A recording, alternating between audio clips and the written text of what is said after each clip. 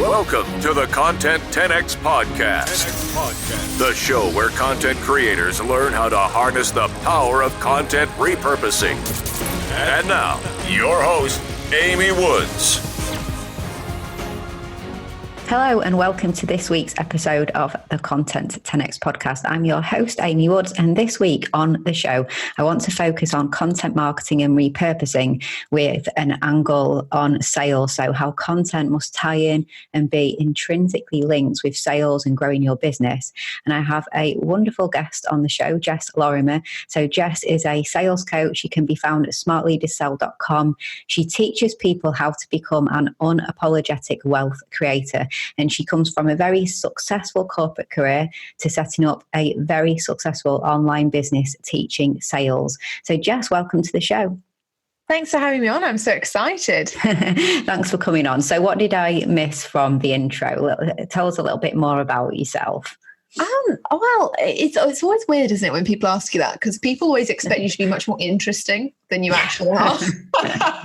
Well, tell me that near-death experience that you had, Jess. Try and rack my brains for something super interesting. So, yes, for me, I came from corporate sales, and I know that you have a corporate background as well. And it's one of the things that I actually think is really quite valuable for people who are setting up their businesses. When you come from corporate, you have very little fear of rejection anymore. And actually, it's what makes corporate such a great place to start sales careers and things like that. So I started 12 years ago now, which makes me feel instantly incredibly old.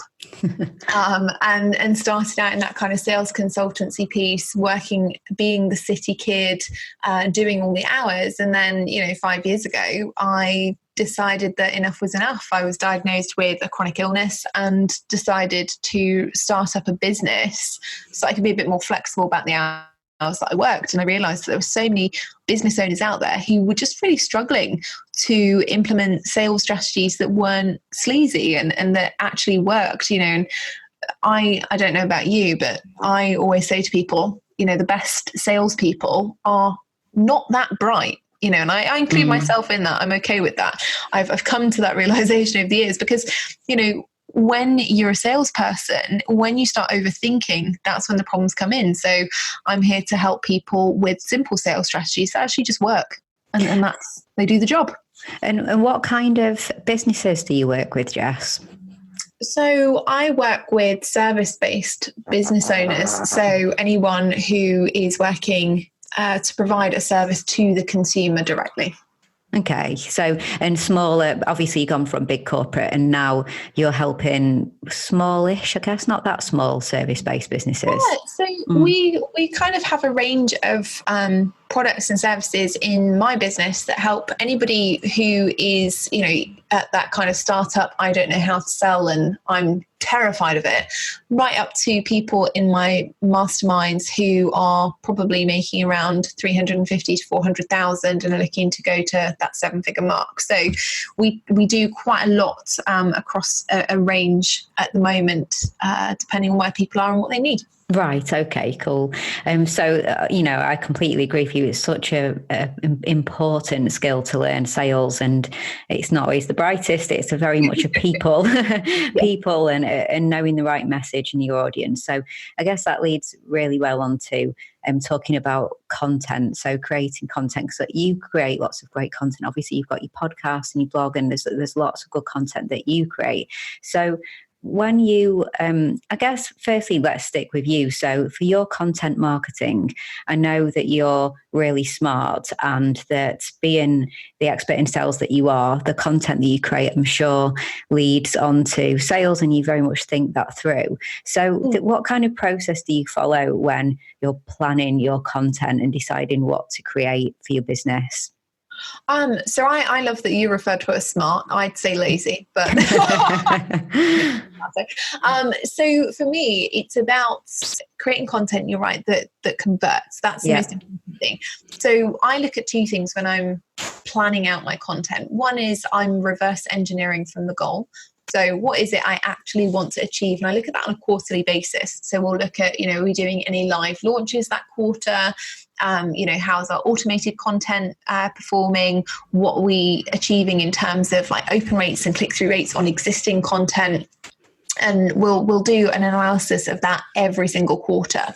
And then what I do is I will reverse engineer that journey, particularly with live launches, so that it makes sure that all of our content is cohesive, that it leads to the launch correctly, but also it means that people are getting tons of value, because even if people don't buy from that launch, they're likely to go on and buy at other points, or a product or service that's relevant to them.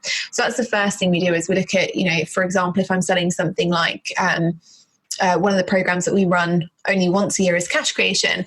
And so for the 3 months before we actually launch it, we're consistently putting out content that talks about the need to focus on cash injections, what they can be used for, what kind of personality types can be focusing on producing cash injections, how difficult or easy it can be. And that all leads up for, 8 to 10 weeks prior to us actually doing anything for the launch. So when we actually launch it, the content has already converted, it's generated the right leads, because the right people are signing up for freebies that are of interest to them. Does that make sense? Yeah, exactly. So all the content that you're creating in that lead up, if people are enjoying that content and getting something from that content, then they are ideal people to go on and purchase the course, basically. Exactly that. And then the second thing that I always focus on is, what is that content actually designed to do? And this is, I think, where people get a bit confused about content and selling, is that they don't always think about what the purpose of the content is. So for example, I'll often get people who come to me and they'll say, Jess, my Facebook ads don't work. And when we look at it, it's not their ads don't work, it's that their ads aren't converting clients. But that's not the job of an ad. Sales is broken down into two parts. It's broken down into how much traffic do you have, like how many eyeballs are on your services, and do you have an offer that matches the problem that your prospects are currently facing. And so when we're looking at content for selling, we have to look at what the purpose of that is. So if you're looking at your Facebook ad and you're expecting that to make you a ton of money, that's not going to happen. But if you're writing that Facebook ad with the intention of, converting at its maximum point and generating a ton of leads, and then your email sequence and in your copy there and your content there is about converting that person into a paying customer, that's when you're starting to do it right. So you've got to reverse engineer it from the beginning, but also look at what's the actual purpose of that content. What do you really want it to do, so that you can measure it properly and see how it's performing for sales. Yeah, it completely makes sense. And what kind of content do you see working best as that initial core content to then kind of bring people through into the funnel? And I guess, I know you do a podcast, but then obviously there's blog content, there's video content, there's live streams, things like that. What do you see working really well as that initial core content? So for me, it's my podcast. And obviously we're recording a podcast today, so yeah. We like podcasts. But yeah, for me, it's my podcast is the first point of contact generally that people will have with me, and I'm a big fan of podcasting and email marketing. Again, I'm the lazypreneur, if you like. I like to be able to batch create my content, and podcasting and email marketing give me that ability, and they also give me the ability to repurpose if I want. If I want to repurpose a podcast into a blog, then I could. I don't do that very often. I'm just going to throw that one out there. But with email marketing, particularly, we do a lot of repurposing from email marketing onto social media, just to help people see it across all angles. And again, to really understand why we're using that content, and to give people an idea of why they should get closer to the business and what they can really learn from things like the newsletters or the tailored email marketing content that's going out. So do you basically, say, for example, if you're sending out a newsletter or an email to your list, do you take, key extracts from that and then, slightly wordsmith it into a Facebook post or something like that, and then post the same, repurpose that over into your Facebook group, Facebook page, that kind of thing? Exactly. Yeah. Exactly that. And sometimes we'll do it the other way around. If we have something really popular on social media, then we know that it's probably going to be interesting to my list as well, because we're all we're all guilty of posting things on social media when we've kind of just thought about them in the moment. And sometimes you don't realize how many opinions that's going to generate or what kind of reaction it's going to get from your audience. So if you make a post on social media that people are really, really interested in, they're really, really like happy about, or it's really controversial, you can repurpose that into an email, and it's likely to have the same reaction with your list to kind of keep them engaged and keep them interested and invested.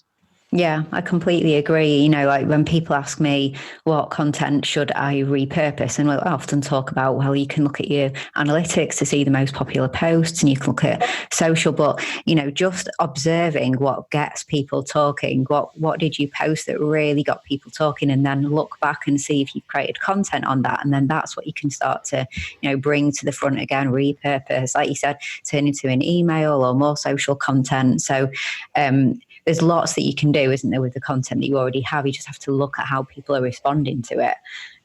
You also create content for Instagram as well, don't you? I noticed that so what kind of repurposing do you do over there with your content? So on Instagram, and Instagram's a relatively new thing for me. I'm not down with the cool kids yet, and I don't really understand how it works. And people keep telling me that it's great, and I'm kind of like, it's fine. But we use it for two things. One is we use it to let my surprisingly large number of Instagram followers know that we brought out new podcast episodes. We give them like little teaser videos of episodes that are coming out, and we let them know when they're going to be out every Monday and Friday, so that people can really self-select do they want to listen to that episode or not. And then one of the new focuses has been Instagram stories. Yeah, which everybody and their dog seems to be using, including my dog, who has and is far more popular than I am. But we've been using Instagram stories, and that's been going down really well. I'm recording like live video, doing the little like type things, the polls, all that kind of thing. And we've been repurposing that content, not necessarily onto other social platforms, but we've been using it certainly within my paid communities to give people an idea of what's working and what isn't working, and out to my email list as well. We've been using the results of some of the polls and things that we found in email marketing. That's been really popular. Yeah, it's so important to just spread the message in lots of different ways, like you said, because you can't, even people in your audience can't just assume that they noticed that latest piece of content came out. They might have missed that newsletter and things like that. So it's so important to just kind of spread the message about the different platforms, isn't it? It sounds like you do a really good job with that. A question I have for you is, I really appreciate and understand how important it is to, as you said, reverse engineer, look at what you're selling, what you ultimately want to get from creating all the content, and then kind of work back in terms of then creating content that leads to your sale. How do you create content that doesn't sound salesy at all? Like, what's the best method of doing that? Because I think that's what a lot of people worry about, that they start creating all of that, that it might start to sound a little bit too salesy. Do you know what? I think it's one of the most common questions I get asked, to be fair, is what can I do to sound like I'm not selling what I am? And I think we should start to reframe it, because the reality is people don't like sleazy sales.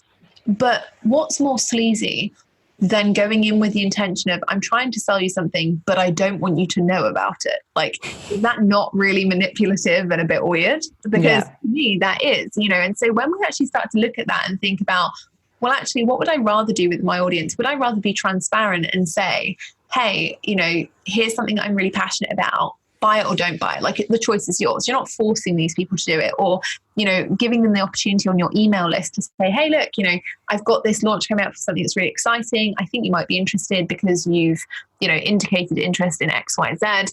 But if you're not, here's a link. You can just unsubscribe from the launch emails. I think the kind of key word for not being salesy or not feeling sleazy about selling in your content is being transparent. And actively telling people. We get some really good feedback from my email marketing and on my podcast, because I tell people, I'm like, I'm going to sell now. And I break it down and I say, look, this is how I've sold this. And this is kind of this breakdown of this email. And this is why it worked. And this is why it didn't. And people will email in and say, we love it. We really love it when you sell and when you tell us that you're selling, because then they know and they can make an active, informed and educated decision about whether they want to buy or whether they don't. And I'm not attached either way. I'm not going to sit at home and kind of cry about it if they don't make a decision that I think would be great for them.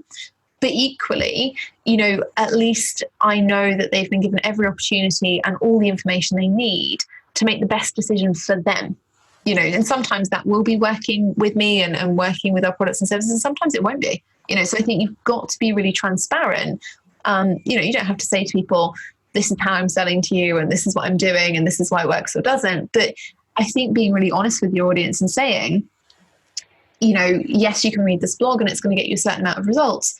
But if you need more help, or if you want things that are quicker, or if you want things that are tailored to you, here's how you can talk to me. Here's how you can book a discovery call. Here's how you can, sign up to my email list and get things that are relevant just for you.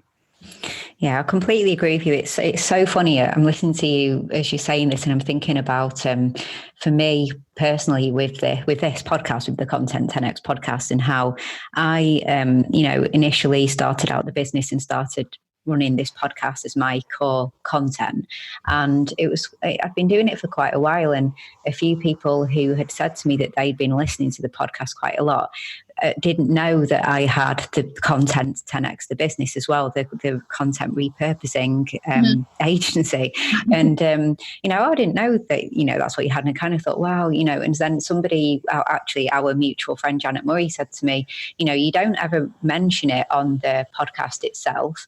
And I said, well, because I'm trying to add value and help people with content repurposing on the show, not so much sales.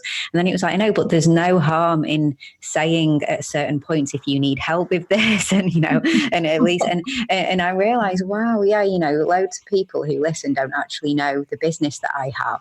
So for those of you who are listening now, you probably noticed at a certain point that I, tend to more now end the show by saying, if you need help with content repurposing, or, if we have freebies and anything kind of a giveaway that can help at certain points when we talk about things, I'm a lot more open in mentioning and sharing that. And it's so funny, me, and I'm not great when it comes to sales, that I hadn't really put the two and two together and was just putting all this content out without telling anyone about my actual business. So you live and you learn. But I think everything that you just said kind of did apply to me, and I could improve as well in terms of, I'm sure, mentioning more, what we do as a business, as well as all the content that we give out for free. Well, that's the thing. And I think it's so interesting for me, because I know, and I mean, this might be quite a female trait, but I know that if I go out and I find like a brand that I love, whether it's makeup or skincare or, hair products or whatever it is, I tell everybody about it. I'm like, oh my God, you have to go and look at this brand, or you have to go and buy this pair of shoes, or you have to go and, my recent thing is towels. I'm obsessed with towels. But I tell everybody. And we all do this. We all talk about the things that we're really passionate about. But when it comes to our businesses, that's when we start to, we feel like we're attached to the outcome, and we feel so wary about, we feel like we're being sleazy, we feel like this, we feel like that. And the reality is that in your content, if you're talking in the same way as you would to say to your friend, you need to go out and try this new hairdresser, or you need to eat at this new restaurant, then actually it's not, it's not salesy at all. There's nothing wrong with that. It's being transparent about something that you really think can benefit and help your audience. And why would you not tell them about that all day, every day? Exactly. And if you don't think it would benefit and help your audience, then you have to look at yourself, don't you? Exactly. Yeah. So it's one or the other. You have something that will benefit and help them. Tell them, like you said, why wouldn't you? If you don't think it benefits and helps them, then you've got a problem with your business, basically. So you need to look at that. Yeah, I think it's such a useful conversation, because a lot of us spend a lot of time creating content, really, really good content. And there's not always that link to business growth and sales. There's not the strategy. We know our audience, we know their problems, but at this moment in time, what are you selling? And is that content going to help sell that? And, being a bit more strategic, as you said. I wanted to ask you, say, for example, when you are launching your cash creation course, as you mentioned, and you might have a 3-month lead up, very much like content related to that. Do you start at the start, even when you haven't released the course, it's not up for sale? Are you telling people it's coming soon? It's coming soon. Yeah. So building a wait list almost, really. Absolutely. And I think it's important because your audience, they are invested, especially if you're building a personal brand, they're invested in you. They're invested in what you're doing. They're interested in it. They want to see what's going on in your world. And so, it is interesting for them, and it helps them make a more informed decision. If I say to somebody in my content, in my podcast or whatever, cash creation is coming out in a month, for example, and they're debating between two programs, there's no harm in them coming to me and saying, okay, well, I'm debating between these two programs, Jess.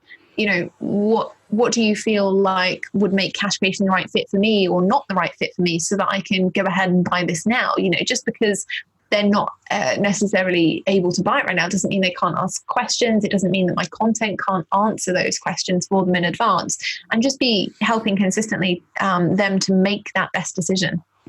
Yeah, I really, really like that. And actually, that leads on to a question I wanted to ask you, which is for people who are trying to define what their product or their service is, and they're perhaps, underway with creating content and building an audience and trying to really maybe pivot, or just haven't actually got that side of the business yet.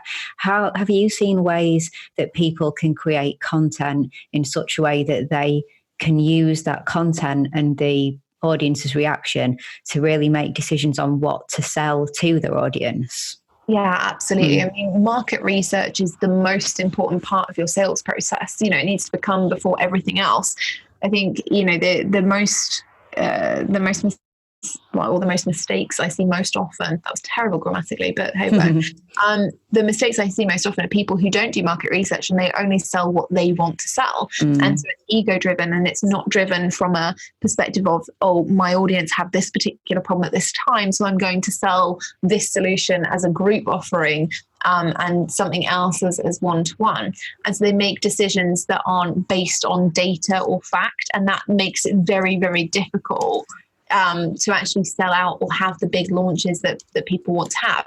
It's about really looking at whether it's through your email list, if it's your podcast listeners, whatever that might look like. And when we're talking about warmest audience, it doesn't have to be huge. It can be 10 people in your dog. Like it's not, it doesn't have to be 3,000. But you go out to them and you simply pose the question, like, what's your biggest problem right now? What are you struggling with right now? What do you want to focus on for the next 90 days? And give them, frame out some answers for them. So you're giving them some guidelines. They're not just coming back to something random that you can't help them with. And then from that, you create, okay, if their biggest struggle, for example, is list building, well, now I know I need to go and create a list building course. Or if I have one already, I know that I'm going to be able to sell it right now because my audience are really interested in it. Yeah, I completely agree with you. I think it's so important to do that. And you can use content, and, we're so lucky to live in a time where you can access, people really easily and have really simple, quick interactions with people. And I guess with my repurposing head on, I'm kind of thinking how, you can reach out in so many ways. You could start by a video on Instagram, and you could also mention it in Insta stories as well. And then you could put that same video over onto Twitter if you have a Twitter audience, and the same video over onto LinkedIn if you have a LinkedIn audience. And, you can mention it in your podcast, you can mention it in your newsletter, and you can just use loads of different angles to get that feedback that you need, basically, can't you, and don't always think that you are right. You can't go in with the idea of what the outcome's going to be. You need to be open, don't you, and see what you get back. Well, that's the thing, I think it's we're in such a connected age that it's really hard to not be able to put out any piece of content, whether you're a business owner or not, and get people's reactions to it. That's the interesting thing. We have so many people who go viral now. What was it, a couple of years ago, that lady with the Chewbacca mask? Oh, yeah, that was great. She just went viral for a live stream, and she had millions and millions of views, and then suddenly she was getting sponsorship and all this kind of stuff. And so if the average person can get a reaction with a piece of content they put onto social media, you as a business owner can. And it's just about framing it in the right way so that you actually get the reaction that you want, or you get the information that you want that allows you to go and take the right action. Yeah, I completely agree. And the final question that I wanted to ask you, Jess, is for people who are maybe trying to work out what is the best content medium for them, what should they do? Live stream, video, podcast, blog, social. In terms of, from a sales perspective, creating content that will lead to sales, that will grow your business, what do you think is the best kind of core content that you can obviously go on and repurpose, but the first kind of core focus of content? I say this to people all the time, play to your strengths. I think one of the worst things about certainly selling in the online space is that there are so many options. And actually all it does is create decision fatigue. There's no one platform that works better than any others, like from a general perspective, there just isn't. But depending on what you are like and your personality and how you prefer to communicate is going to depend on what platform works for you. I'm not a visual person. I really don't care about pretty pictures and things. And that's why I struggle with Instagram, because I don't understand how to build relationships on there. Nobody seems to comments. It's all just spam bots and like weirdos. If your business is based on Instagram, I'm sorry, but I'm just never going to see it because I just don't understand it. Yeah, it's your perspective, isn't it? And that's fair enough. Yeah. And that's the thing. And so that's why, out of the percentage of leads that come into my business, Instagram is the lowest because I don't enjoy the platform and we don't really focus on it for that reason. However, I love speaking and I love my podcast. I love being able to communicate with people via words, and having them be able to hear my voice and hear how passionate I am about something, or excited, or, hacked off I am about something. And they can do that through a podcast in a way that they can't on a video, for example, because, you're limited to watching videos at home, you can't watch them in the car, all those kinds of things. So you've really got to look at your strengths and also what's going to be easiest for your audience. I picked podcasting because it was convenient for me and it was convenient for them, and it works really well. And the podcast generates, almost half of the leads in my business on its own. And I think based on everything that you've said as well, it's more important to make sure that you're being strategic with the content, and the content directly links to what you want to ultimately sell in your business. Like, it directly links to building an audience that are going to be the kind of people that you would love to have as customers, and not just creating content willy-nilly about, this and that. It's about being strategic, isn't it? Consistent and strategic. Yeah, and it's about putting out quality. People often say to me, but, Facebook pages don't get engagement anymore. I'm like, well, no, it's because you're not putting out things that are interesting that people want to react to. And that's the harsh reality when it comes to content. You can repurpose it. You can do lots when it comes to being strategic or planning it to make it easier for you and to make it easier to create. But actually, if it's not interesting, if it doesn't do the job that it was designed to do, if it doesn't evoke some kind of emotion or some kind of clear call to action, then no, it's not going to convert. And it's not the fault of the platform, and it's not the fault of the repurposing. It's because it's not written, it's not quality content, or it's not, content that your audience are necessarily interested in. So that's why it's not performing the way you want it to perform. Yeah, exactly. You just need to kind of, look at what's happening, don't you? And respond and not blame the platform and everything else in the world and actually just look at your own message. And if it doesn't strike a chord, then, find another way to strike a chord with people. Yeah. No, that's really, really useful. Well, thank you so much for coming on the show, Jess. It's been really great conversation, and I think it's really, really useful conversation for everybody who's listening, because it's just an important reminder that we can't just be on a content machine all the time, just putting out content, but we need to be making sure that it has a valuable place within our business, and it directly links to the growth of our business as well. So, and that comes through sales, of course, and effective marketing. So thanks so much, Jess, for coming on, and just so much great tips and advice. So where can people go to connect with you? What's the best place for people to connect with you?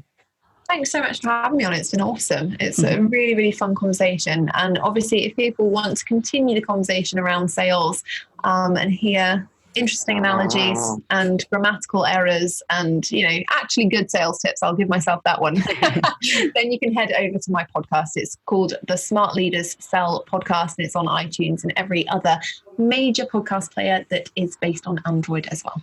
Cool. Okay, great. Well, we'll put a link to that in the show notes. And of course, we'll put links to your social media. Maybe I'll even put a link to your Instagram so people can send you confusing messages and nice pictures. I won't be able to read. No, thank you, Jess. It's been a really, really great conversation. So thanks so much for coming on the show. No worries. Thanks for having me.